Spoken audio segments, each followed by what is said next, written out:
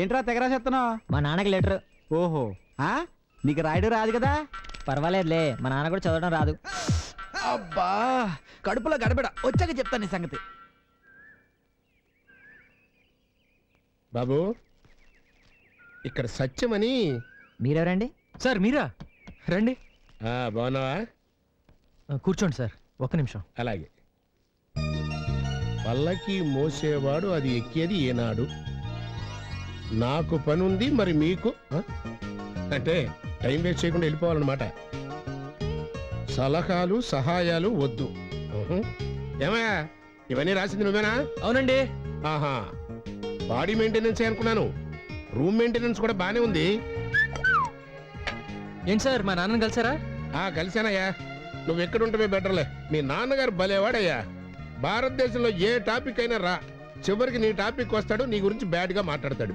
మరో ప్రపంచం పిలిచి. నువ్వు శ్రీశ్రీ గారి అభిమానివే? అవునండి. మంచినీళ్ళు తీసుకోండి.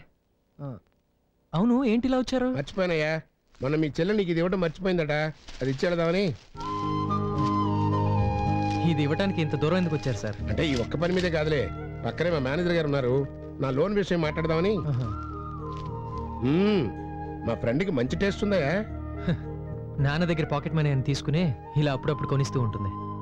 నాకెవరైనా ఇచ్చేవారు ఉన్నారంటే తను మాత్రమే అండి. ప్రేమైన ప్రెజెన్స్ అయినా. అన్ని అమ్మాయిని పట్టుకుని ఎందుకే అట్ట కొడతావు? సార్ వీడమాకడేంటి సార్, కొనేవాడు ఉంటే ఇండియా 20 రూపాయలు అమ్మేస్తాడు.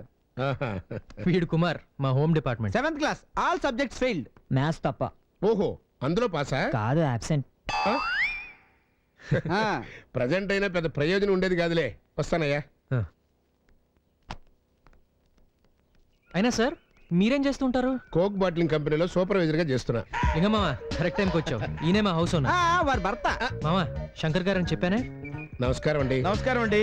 మీ గురించి అంతా చెప్పాడండి. నా విషయానికి వస్తే నేను దుర్గా ఇండస్ట్రీస్ మేనేజర్. ఆఫీస్ లో ఎంత స్ట్రిక్ట్ ఉంటారో తెలియదు కానీ ఇంట్లో చాలా స్ట్రిక్ట్. వీధిలో గొంతు వినిపిస్తే చాలు వాళ్ళ వైఫ్ గజగజ ఆడిపోద్ది. అబ్బా, దాని భయం దాంది. అమ్మ పక్కింటి ఆంటీతో సినిమాకి వెళ్ళింది. నైట్ నేను గుత్తొంకాయ సాంబార్ చేయమంది. వంట చేసిన తర్వాత బట్టలు కూడా ఉతుకమంది. నాన్న, నువ్వు చేసిన పని ఏంటి అసలు? ఏంట్రా చిప్పెట్టుకోరా? సరిగ్గా కొట్టకపోతే నేను ఎలా పెట్టుకును? పిల్లలు కదండి. అవును, పిల్లలు కదా. నాన్న, స్కూల్ అందరూ కాలింగ్ బెల్ పోస్ట్ ఆఫీస్ అని నన్ను నేర్పిస్తున్నారు. నేను మాట్లాడతాను, నేను మాట్లాడొస్తాను. నేను మాట్లాడతాను. అమ్మకు చెప్తాను.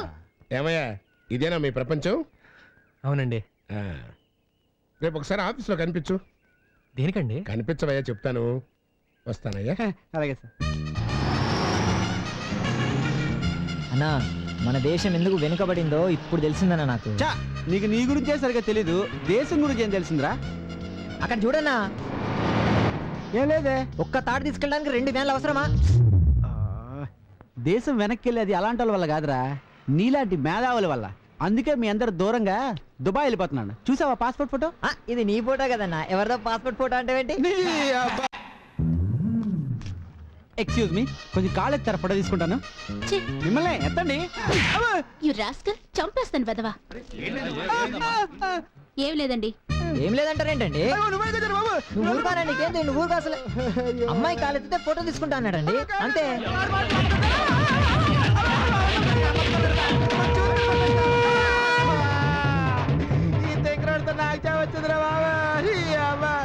ఇప్పుడు నీ కళ్ళు చల్లబడ్డారా?